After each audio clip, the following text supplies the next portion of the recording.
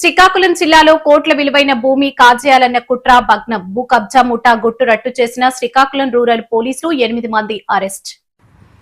3 నుండి 4 కోట్ల విలువైన భూమి కబ్జా యత్నం విఫలం. నకిలీ మరణ ధృవీకరణ పత్రాలు, వారసత్వ ధృవీకరణ పత్రాలతో మోసానికి యత్నించిన ముఠా బండారం బయటపెట్టిన పోలీసులు. మిగిలిన నిందితులను చట్ట ప్రకారం అరెస్టు చేస్తాం. జిల్లా SP KV Maheshwar Reddy IPS. భూములు కొనుగోలు చేసే ముందు భూ రికార్డులు, యాజమాన్య పత్రాలు, వారసత్వ ధృవీకరణ పత్రాలు, రిజిస్ట్రేషన్ వివరాలను సంబంధిత ప్రభుత్వ శాఖల ద్వారా తప్పనిసరిగా ధృవీకరించుకోవాలి. జిల్లా ఎస్పీ సరిగా లేదు అని చెప్పి రాశారు. సో దీనికి సంబంధించి ఆ రోజు ఇచ్చిన విక్టిమ్ స్టేట్మెంట్ కావచ్చు, ఏదర్ ఎమ్మెల్సీ స్టేట్మెంట్ డాక్టర్ దగ్గర ఏదైతే రికార్డ్ చేస్తాం అక్కడ కావచ్చు, తర్వాత ఎస్హెచ్ఓ ఆమెతోటి ఫోన్ అక్కడ మాట్లాడినప్పుడు కావచ్చు, లేదా ఫోన్లో మాట్లాడినప్పుడు ఫోన్ వాయిస్ రికార్డ్ అయి ఉంది అది కావచ్చు. ఆ తర్వాత మనకి సీసీటీవీ ఫుటేజెస్, అంటే అతను ఎక్కడైతే బయలుదేరాడో, అంటే కాశీబుగ్గ నుంచి బయలుదేరి మందసాకి వెళ్ళడం జరుగుతుంది, ఆ రూట్లో ఉన్న సీసీటీవీస్ని వెరిఫై చేయడం కావచ్చు. ఎవరైతే అక్యూజ్డ్ డ్రైవర్ అని పేరు ఇచ్చారో ఆ పర్సన్ డ్రైవర్కి సంబంధించిన సీడీఆర్ కావచ్చు. ఎవరైతే కృష్ణారావు అన్న వ్యక్తి చేశారని అంటున్నారో, అంటే సునీల్ డ్రైవర్ కాదు కృష్ణారావు అన్న వ్యక్తి చేశారంటున్నారు, అతని సీడీఆర్లు కావచ్చు. ఇవన్నీ డీటెయిల్గా 5 days ముందే వెరిఫై చేయడం జరిగింది. ఎవరైతే మాకు కాల్ చేసి అడిగారో వాళ్ళకందరూ క్లారిటీగా కూడా చెప్పడం జరిగింది మీడియాకు కూడా, ఇందులో ఇన్వెస్టిగేషన్ ఇలా ఉంది అని చెప్పి. బట్ ఈరోజు మార్నింగ్ స్టిల్ ఒక న్యూస్ పేపర్లో ఇలా రాశారు. దానికి సంబంధించి ఆ రోజు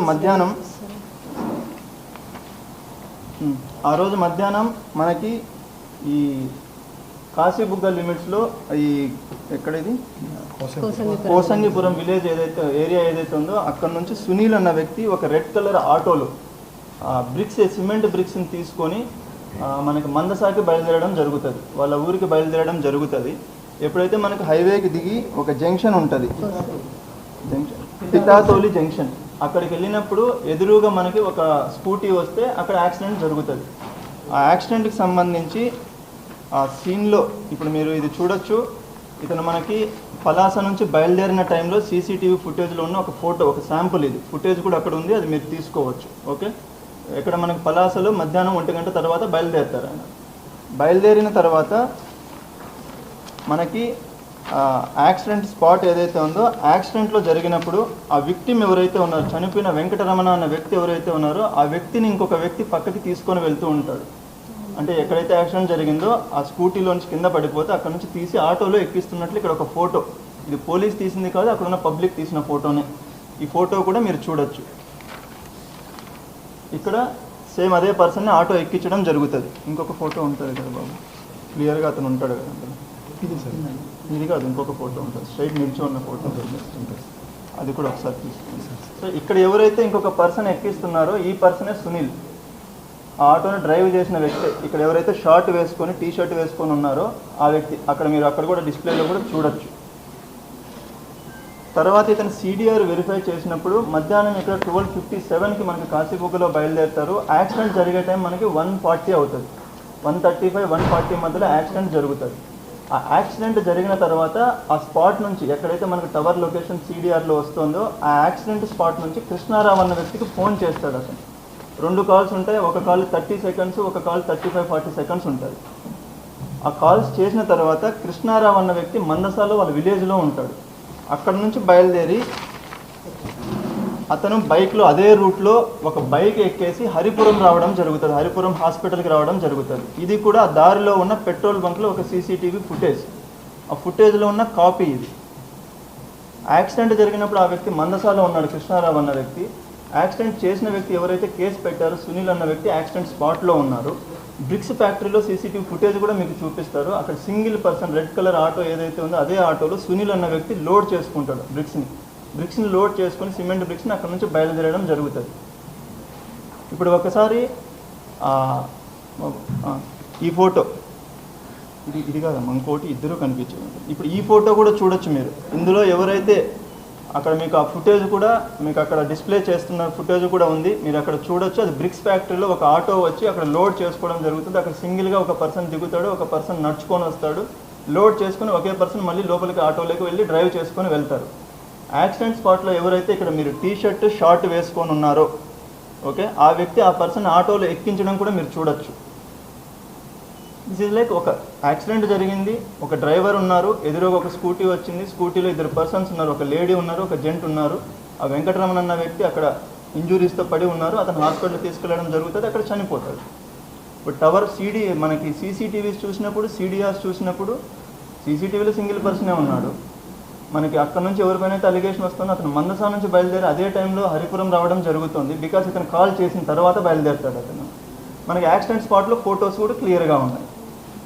ఇప్పుడు మరి ఆ పర్సన్ యాక్సిడెంట్ జరిగిన తర్వాత కృష్ణారావు అనే వ్యక్తి కాల్ చేయడం కూడా నిజం, ఎందుకంటే ఆటో ఓనర్ కృష్ణారావు. ఇప్పుడు దీన్ని పట్టుకొని మీరు ఎలా అలిగేషన్ చేస్తున్నారనేది నాకు అర్థం కావట్లేదు. యాక్సిడెంట్ స్పాట్లో ఉన్న ఫోటోలో టీషర్ట్ మీరు ఫుటేజ్ క్లారిటీగా చూడొచ్చండి. ఎవరు యాక్సిడెంట్ స్పాట్లో కూడా ఉంది కదా, అందుకనే సిడిఆర్లు తీసాం కదా. సిడిఆర్లు ఎందుకు తీశారండి?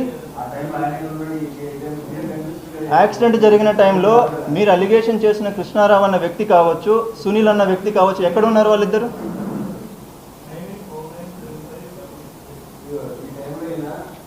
కార్డు కూడా మీరు వినొచ్చు, అది కూడా మీకు ఇస్తారు. అందులో ఆవిడ క్లియర్గా చెప్తున్నది ఏంటంటే, ఎవరు యాక్సిడెంట్ చేశారంటే వాళ్ళ పేర్లు నాకు తెలియదు, కానీ ఎవరైతే మన లోకల్ లాంగ్వేజ్లో చెప్పాలంటే నిక్కర్ వేసుకొని ఉన్నారో ఆ వ్యక్తే డ్రైవింగ్ చేస్తున్నాడు అన్న మాట ఆవిడ ఎస్ఐతో చెప్పింది కూడా మీరు వినొచ్చు, అది కూడా మీకు ఇస్తారు, మీడియాకి ఇస్తారు. ఈరోజు పేపర్లో యాక్సిడెంట్ స్పాట్లోది ఒక ఫోటో వేశారు.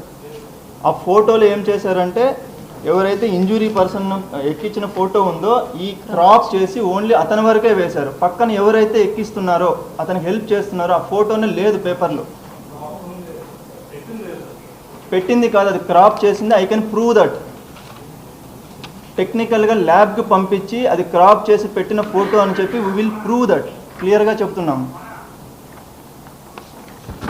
బికాస్ నా రిక్వెస్ట్ ఒకటే, ఇంతగా ఎందుకు చెప్తున్నామంటే, నిజంగా యాక్సిడెంట్ చేసిన వ్యక్తి యాక్సిడెంట్ చేసి అక్కడ వాళ్ళకి హెల్ప్ చేసి వాళ్ళని హాస్పిటల్కి తీసుకెళ్తే ఒక టైప్ ఆఫ్ సెక్షన్ అట్రాక్ట్ అవుతుంది. అలా కాకుండా అక్కడ నుంచి పారిపోతే ఇంకొక టైప్ ఆఫ్ సెక్షన్ అట్రాక్ట్ అవుతుంది. పారిపోవడమే కాకుండా వాళ్ళని మారిస్తే ఇంకొక టైప్ ఆఫ్ సెక్షన్ అట్రాక్ట్ అవుతుంది.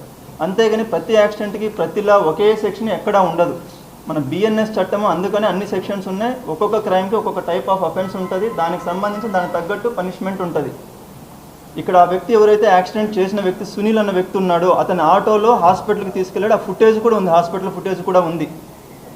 ఈ ట్రై టు యాక్సిడెంట్ జరిగింది, then he try to help them, but అతను హెల్ప్ చేయలేకపోయాడు, చనిపోయాడు. అంతేగాని అతను అక్కడ వదిలేసి పారిపోవడం జరగలేదు.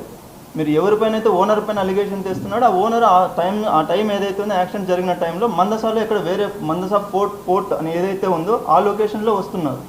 అక్కడ నుంచి బైక్లో తర్వాత అతను రావడం కూడా సీసీటీవీ ఫుటేజెస్ ఉంది. ఈరోజు పేపర్లో వచ్చిన ఫోటోలో ఎవరైతే టీషర్ట్ షార్ట్ వేసుకున్న వ్యక్తి ఎవరైతే ఉన్నారో ఆ వ్యక్తి ఫోటోనే లేదు హెల్ప్ చేస్తున్నట్లు, కేవలం సగం ఫోటో ఏదైతే క్రాప్ చేసి ఉందో అది చేసి ఉంది. నా రిక్వెస్ట్ ఒకటే ఏంటంటే, నిజంగా అట్లా మార్చి ఉంటే, నిజంగా అట్లా తప్పు జరిగి ఉంటే మీరు 100% క్వశ్చన్ చేయొచ్చు. మీకు ప్రతిరోజు నేను చెప్పేది, ప్రతితోటి నేను మాట్లాడుతున్న ప్రతిసారి చెప్పేది అదే. మీరు పోలీస్ తప్పు చేస్తే యాక్షన్ తీసుకోవడానికి ఎవ్వరము వెనకాడము. రైట్ ఫ్రమ్ సీఎం సార్ దగ్గర నుంచి ఇక్కడికి ఉన్న ఎస్పీ వరకు కూడా, డీజీ సార్ కావచ్చు, ఐజీ సార్ కావచ్చు, ఎవరైనా కూడా పోలీస్ తప్పు చేస్తే యాక్షన్ తీసుకోకుండా ఉండము.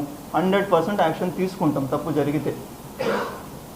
బట్ తప్పు జరగకపోయినా కూడా జరిగిందని చెప్పి బురద చల్లాలి, పోలీస్ ఆత్మస్థైర్యం దెబ్బతీసేలా మేము ఏది పడితే అది రాసేస్తామంటే మాత్రం 100% ఒప్పుకోము. క్లియర్గా చెప్తున్నాం. ఇప్పుడు ఈ పర్టికులర్ ఆర్టికల్కి సంబంధించి నిన్న సాక్షి టీవీలో స్క్రోలింగ్ వస్తే కూడా నిన్ననే ఈవినింగ్ డిఎస్పీ గారు పిలిచి మరీ ప్రెస్ మీట్ పెట్టారు 9 o'clockకి. స్టిల్ ఈరోజు మళ్ళీ అలా రాస్తున్నారంటే ఇంటెన్షన్ ఏమని అక్కడ?